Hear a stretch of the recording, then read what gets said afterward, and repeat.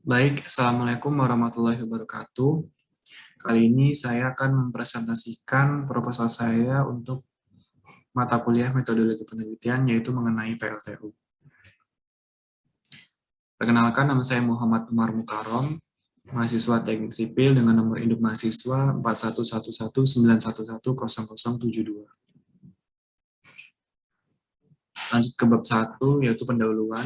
Pembangkit listrik tenaga uap juga dikenal sebagai PLTU, adalah pembangkit listrik yang memanfaatkan batu bara sebagai sumber utama bahan bakarnya, yang kemudian menghasilkan uap untuk diubah menjadi listrik.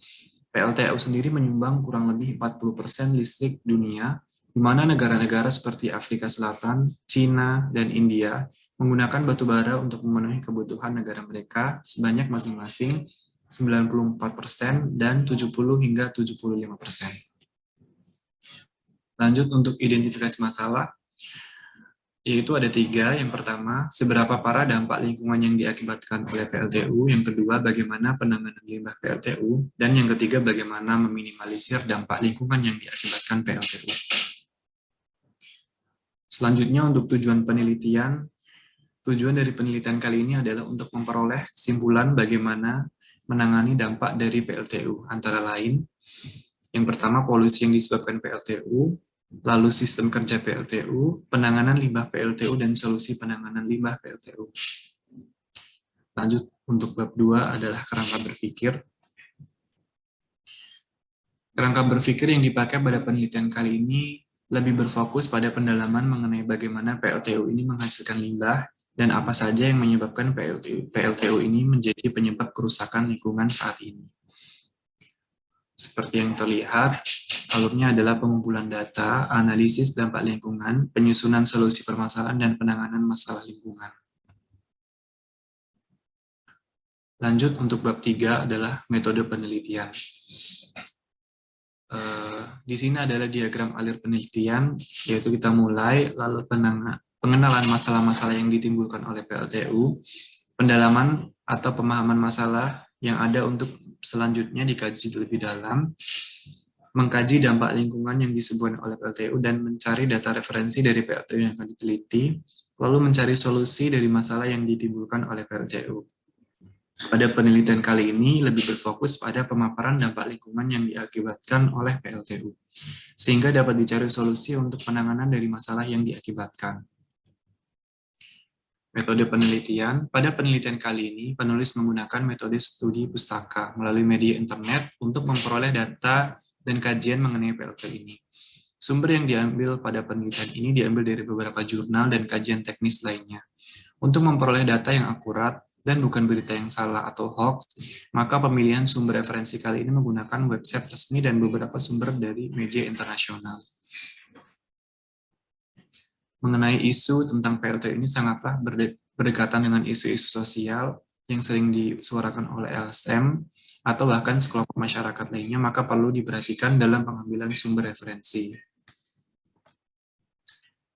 Lokasi penelitian, untuk di Indonesia sendiri ada 4 PLTU terbesar, yaitu PLTU Paiton swasta 1 dan 2 Jawa Timur, yaitu 4.500 MW, lalu PLTU Suralaya Banten 3.400 MW, ada PLTU Cirebon Jawa Barat 1.000 MW, dan PLTU Batang Jawa Tengah 2 kali 1.000 MW. Dan untuk di luar negeri sendiri, untuk PLTU terbesar yang kita teliti atau kita jadikan referensi adalah yang pertama PLTU Datang TU Ketua di China 6,7 gigawatt, PLTU Tean di Korea Selatan 6,2 gigawatt, PLTU Dangjin di Korea Selatan 6 gigawatt, PLTU Taichung Taiwan 5,7 gigawatt, dan PLTU Belchatau di Polandia 5,3 gigawatt. Nah, saya ambil contoh untuk PLTU Datang TU Ketua, pembangkit listrik Datang TU Ketua terletak di daerah otonomi Mongolia Dalam, Cina, yang merupakan PLTU batubara terbesar di dunia. PLTU batubara ini memiliki kapasitas terpasang 6,7 gigawatt. Awalnya PLTU batubara ini terdiri dari 8 unit pembangkit, masing-masing berkapasitas 600 megawatt.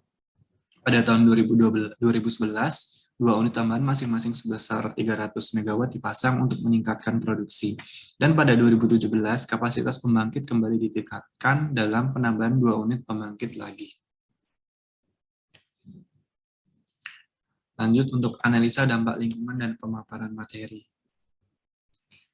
Nah, di sini adalah ilustrasi bagaimana terjadinya hujan asam, yang mana hujan asam ini dipengaruhi oleh limbah udara yang dihasilkan oleh PLTU, di mana NOx dan SO2 ketika bereaksi di udara dengan H2O atau air akan menghasilkan H2SO4 dan HNO3 yang nantinya menjadi hujan asam yang dapat merusak lingkungan.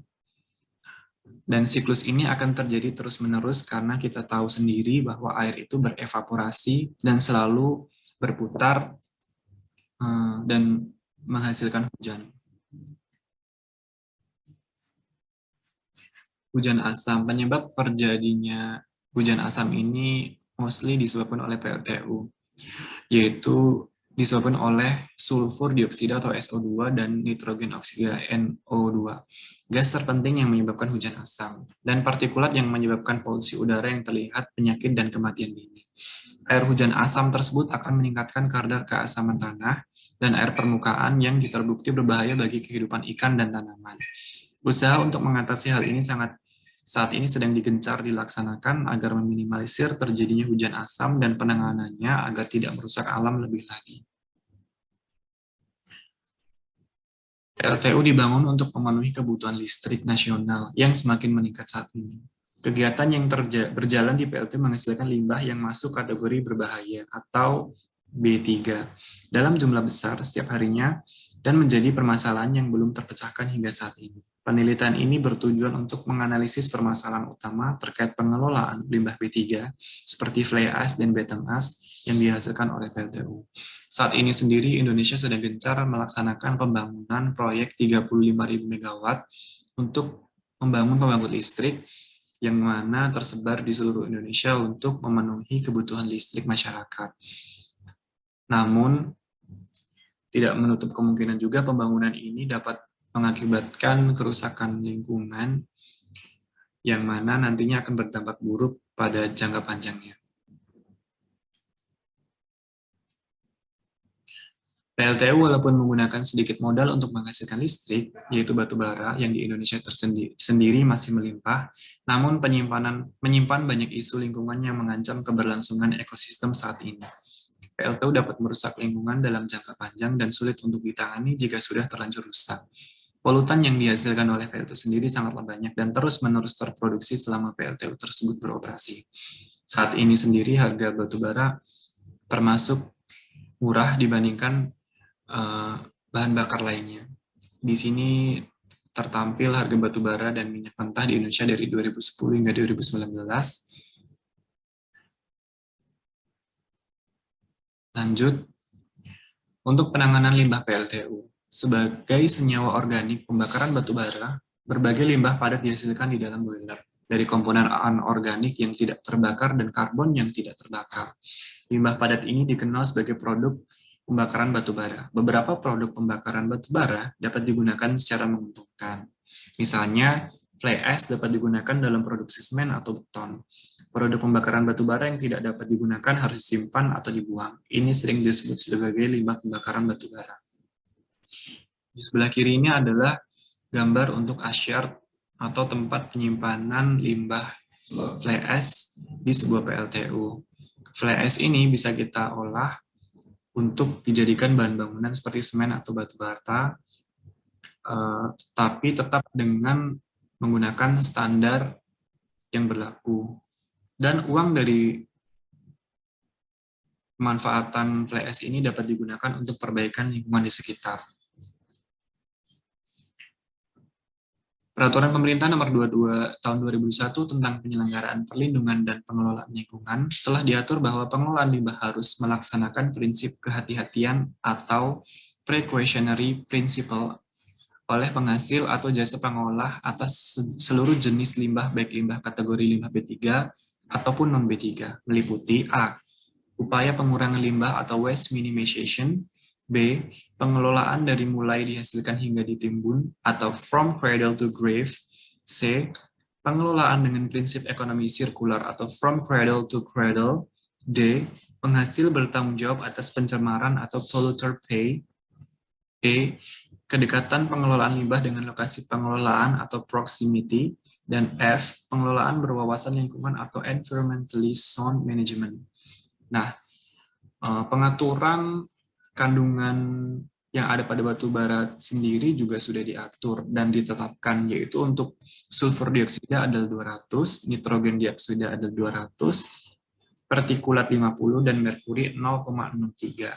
Hal ini ditujukan untuk menekan angka kerusakan lingkungan yang disebabkan oleh material-material tersebut.